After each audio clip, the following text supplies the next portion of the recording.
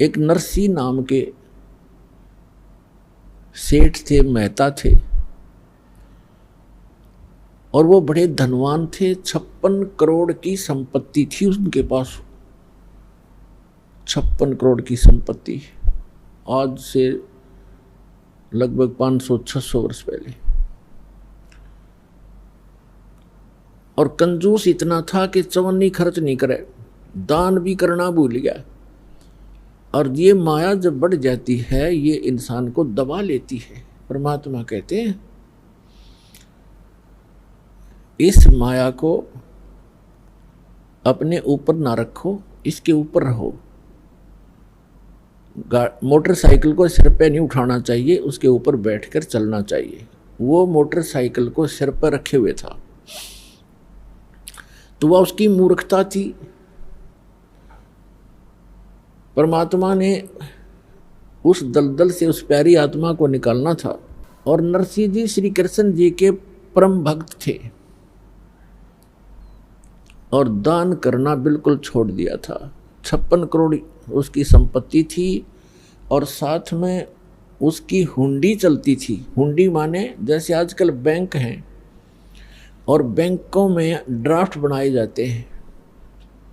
यहाँ बैंक में पैसा जमा करा दो, जिसके नाम ड्राफ्ट हो वही ड्राफ्ट को कैश करेगा। उसको चाहे रास्ते में कोई छीन भी ले, उसके साइन के बिना वो कैश नहीं करेगा, वो होगा ही नहीं कैश। तो इसलिए वो पैसे साथ ना ले जा करके ड्राफ्ट ले जाते, कागज सा होता है, चेक सा, और अगले बैंक में उसको जमा कर दिया जाता है। फिर वो वेरीफाई करके उसको कैश करते हैं। ऐसे हुंडी होती थी राजा की तरफ से, सरकार की तरफ से। ऐसे धनवान व्यक्तियों को कुछ सीमा बनाई थी कि 1000, 2000, 10,000 तक की आप हुंडी एक वर्ष में बना सकते हो, ड्राफ्ट बना सकते हो। वो क्या करते थे, पैसे रख लेते थे और अगले जिस शहर में उसने जाना था, किसी यात्री ने या सेठ ने, उस शहर में भी ऐसे हुंडी अलाउड होती थी किसी को बनाना, तो उसी के नाम ही बनाई जा सकती थी। और उन दोनों के आपस में प्रमाण पत्र होते थे, उनके सारे कागजात उनके एक दूसरे के पास होते थे कि सचमुच ये रिकॉग्नाइज्ड हुंडी बनाने वाला है। तो ऐसे उनमें से भी एक था, वो दरियों में से। उसकी धर्मपत्नी कुछ धार्मिक ज़्यादा थी। उसने कहा कि सभी व्यक्ति नगर गांव के गंगा स्नान करने जा रहे हैं, गंगा घाट पे, मुझे भी चलना है, मैंने भी जाना है, कुछ पैसे दे दो। वो कहने लगा पैसे का क्या करेगी, चल मैं भी साथ चलता हूँ। उसने सोचा यह घना खर्च करेगी, मैं थोड़े में काम चला दूंगा। पैदल ले गया वहाँ से लेकर गंगा घाट तक। और जब स्नान करने लगे, वहाँ ब्राह्मण विपर आ जाते हैं और कहते हैं भाई महात्मा के स्नान करने वाले, पहले कुछ दान दे तब तुम्हारा स्नान लगेगा। अब ऐसे उसके पास भी आगे परमात्मा खुद एक विपर रूप बना के और कहा सेठ जी दान करो, कुछ दान करो तब आपका स्नान लगेगा, वैसे स्नान से क्या फायदा। तो वो कहने लगा जी दान हम ना लाए, खर्चे जोगे पैसे लाए हैं, दान हम फिर करेंगे, पैसा भूल आए हम। उसकी पत्नी कहने लगी दे दे कुछ थोड़ा बहुत ब्राह्मण को, ऐसा क्यों जुल्म कर रहा है तू। कहने लगा चुप रह, तू घड़ी ना बोल रहा है, चुप। नान लग गया। पंडित जी ने फिर कहा कि भाई निरा पानी में गोते मारने से बात ना बना, कुछ धन का दान कर सेठ जी।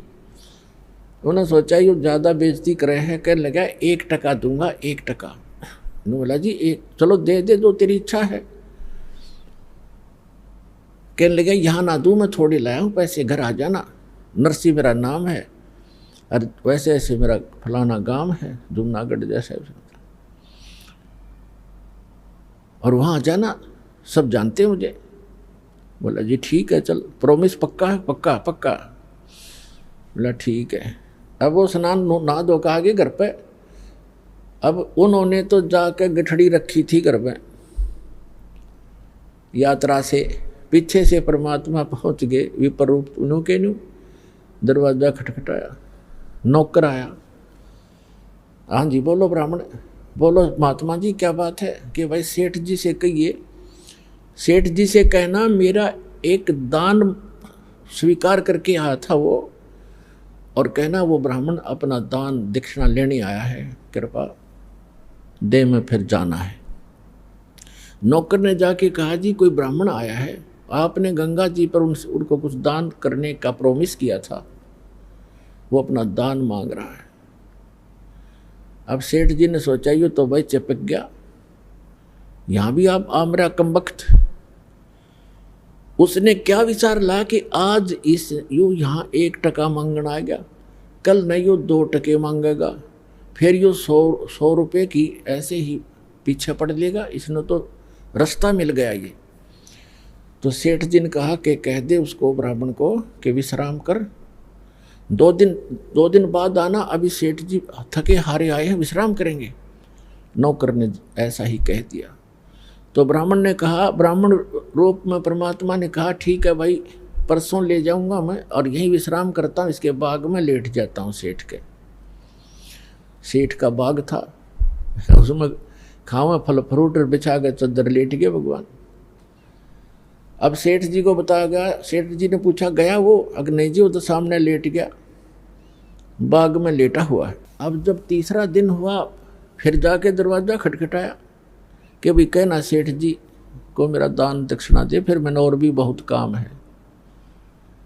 अब सेठ जी ने कहा यूं कह दो कि सेठ तो मर गया, मृत्यु को प्राप्त हो गया। अब उसने जाके नौकर ने कह दिया कि हमारे सेठ जी की मृत्यु होगी ब्राह्मण, हम बहुत दुखी हैं, आप जाओ।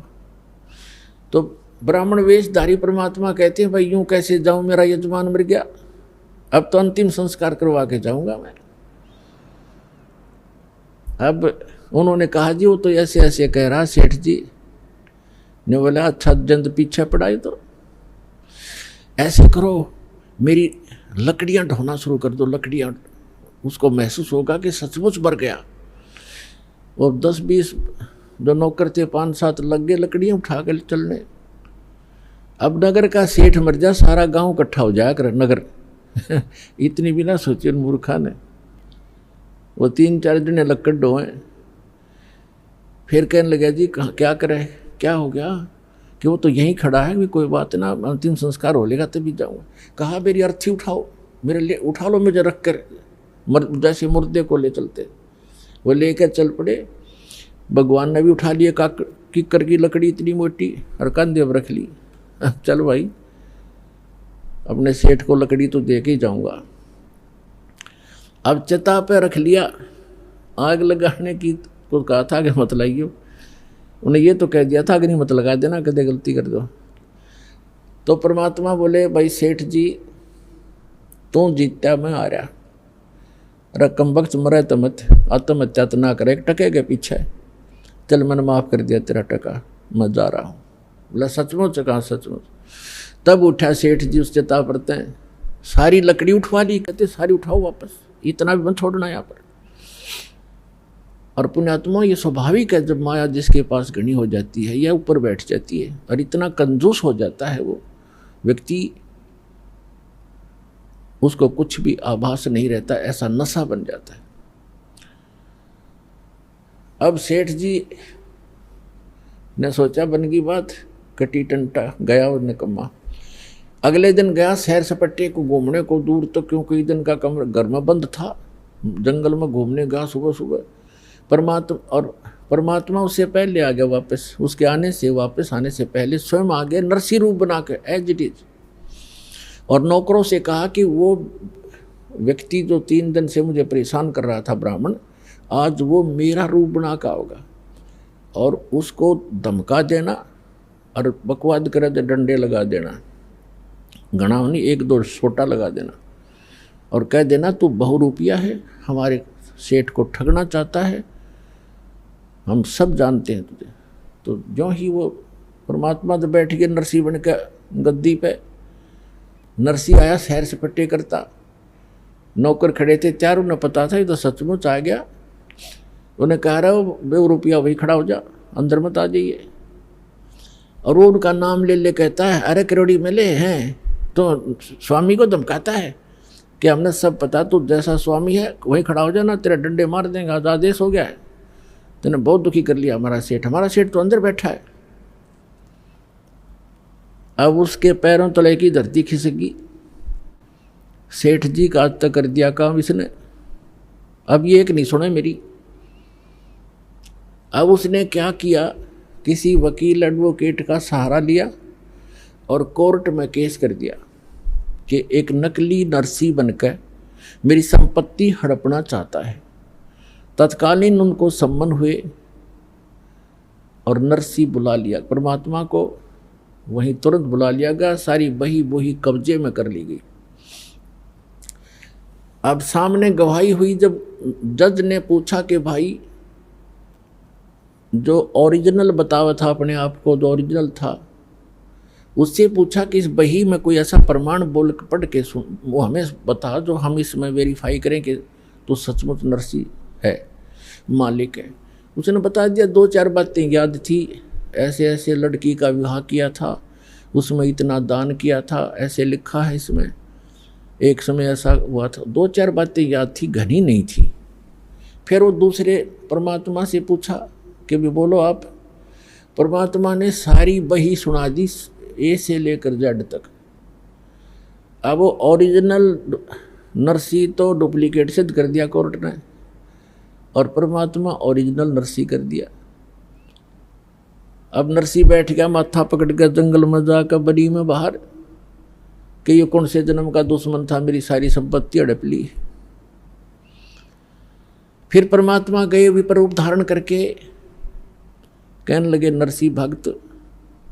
उसने देखा कि हाँ बोल, ईब के चावे तो मेरे थे, ईब के चावे। तो कहने लगा मैं आपसे ये चाहता हूं कि आप अपना जीवन सुधार लो। सुधार दिया जीवन, तने मेरी सारी संपत्ति हड़प ली। परमात्मा बोले कि संपत्ति पहले भी मेरी थी या तेरा भूल थी, काया अपनी है नहीं, ये माया कहाँ से हो। जब तेरा शरीर अपना नहीं है मूर्ख, इन चांदी के सिक्कों को तू अपना मान रहा है, तेरी बुद्धि भ्रष्ट होगी। और चरण कमल में ध्यान रखो भाई, इन दोनों को खो, इनको भूल जा। नंगा आया जगत में, नंगा ही तू जावे, बीच में ख्वाबी ख्याल है, ये मन माया भरमावे। वो पृथ्वी पति चकवे गए, जिनके चक्कर चलंत, रावण सरीखे कौन गिने भाई, ऐसे गए अनंत। अगम निगम को खोज ले, बुद्धि विवेक विचार, उदय अस्त का राज मिले तो बिन नाम बेगार। तो परमात्मा ने कहा कि तुझे एक शर्त पर तुम्हें दे सकता हूं वापस। अब क्या शर्त है तेरी, बता। कि आप इसको दान कर दो, आपके लिए बहुत भयंकर सिद्ध हो जाएगी। आपने तो कोड इकट्ठा कर लिया, अरे संतान तेरे नहीं, एक बेटी थी उसकी शादी कर दी, भले आदमी क्या करेगा इसका। तेरी मृत्यु के बाद ये तेरे हकीकी बांटेंगे, ये चाचे ताऊआ के भाई, और तो बनेगा गधा। ऐसे धन वैसे नहीं जुड़ता, ये धन 2 के 20 बना रखे। मैं तेरे हित में कह रहा हूं भाई।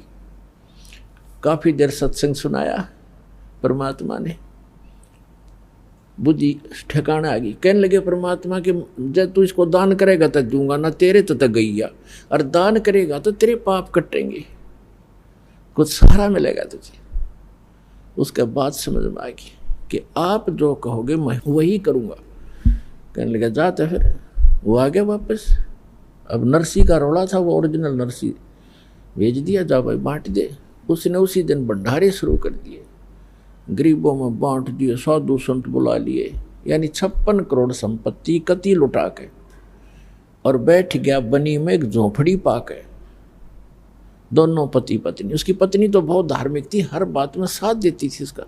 अब ठीक है पाप कटे, अपन क्या करना है, भक्ति कराएंगे बैठ के, हैं, रोज अटपट में रहता सारी रात, ऐसा अब लाइन जाओ था बैठा बैठा, ठीक हो गया, पाप कट गया।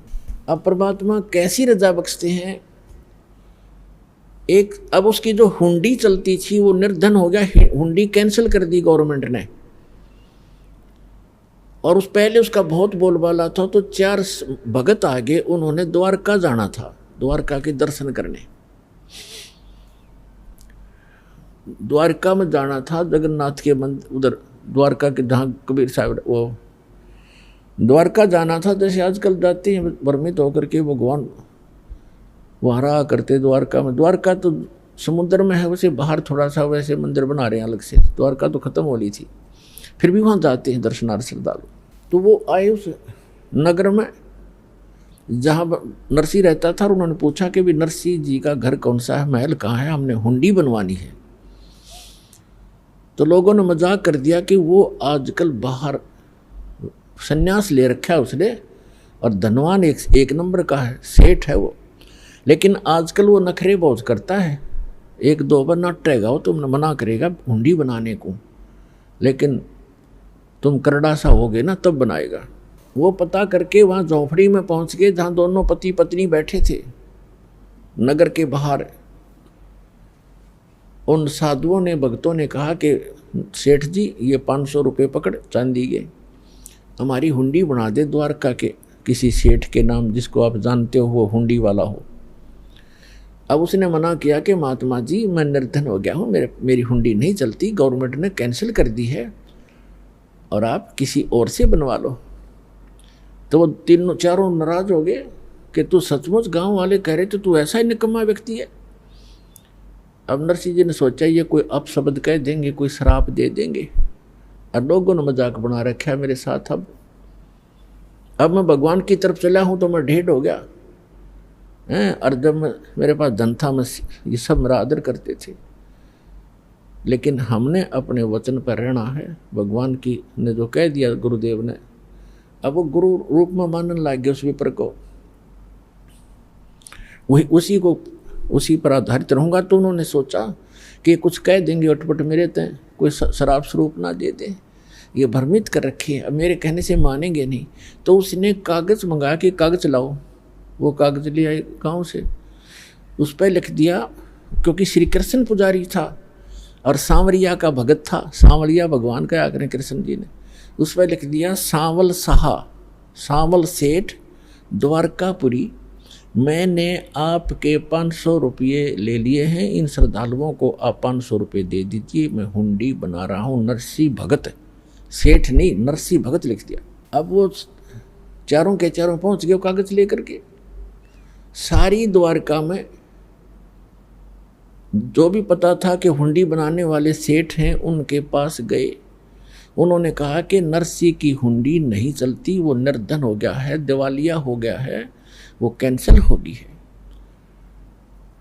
उसने सोचा ये वैसे बकवास कर रहा होगा। दूसरे के पास गए, तीसरे से वैसे दिखाया, तो सब ने कहा कि ये तो निर्धन व्यक्ति हो गया है, इसका दिवाला निकल गया है, आपके साथ धोखा कर दिया उसने। तो इस बात से वो परिचित थे कि धोखा करनी आदमी नहीं हो तो मना करे था, हमने ही उनके साथ बलपूर्वक लिखवा दिया, वो तो सच कहे था, पर भी हमारा काम तो बिगड़ गया। अब या घूमा फिरा हो कितने खाना खूना खाते, या बड़ी बात बिगड़ी। पर उनको इतना विश्वास था कि हमारे पैसे सुरक्षित मिलेंगे, वो भगत 1 नंबर का है, जाकर देगा वापस। तो ऐसा सारी द्वारका में घूम फिर कर वो बाहर चले गए। किसी ने, सब ने यही बताया, बाहर समुद्र के किनारे बैठ गए एक साइड में वृक्ष के नीचे, और बहुत ही चिंतित थे। अब केवनी भाई, उधर से नरसिंह जी ने क्या किया, वो 500 रुपये का खाने पीने की सामग्री मंगा के, आज तो 5 लाख के करीब है वो 500 रुपये, और मंगवा कर सारा चावल, घी, दूध, खीर बना के, लड्डू जलेबी बना के उनका भंडारा कर दिया, साधु संत बुला के, रोटी राटी बना के। अब क्या हुआ कि नरसिंह जी ने देखा, भगवान से अर्ज लगाई, ध्यान मग्न हुए कि परमात्मा पहुंचे कि नहीं हुंडी लेकर साधुओं के पास। तो उन्हें क्या देखा, साधु ऐसे ही बैठे हैं, हुंडी पहुंचे नहीं भगवान। और बहुत पश्चाताप कर रहे हैं, दुखी हो रहे हैं। तब उसने नरसी ने अपनी पत्नी से पूछा कि जो 500 रुपये थे साधुओं के, उसमें से जो सामान मंगाया था कुछ बचा है क्या घर पे? उसने बताया कि जो रोटी बनाने के लिए सूखा आटा अलग रखते हैं, हमारे यहाँ पलोथन कहते हैं उसको, पलोथन, और उसमें लोई को लगाकर फिर ऐसे पोते थे, ऐसे रोटी बनाते थे, वो हाथ के ना चपता,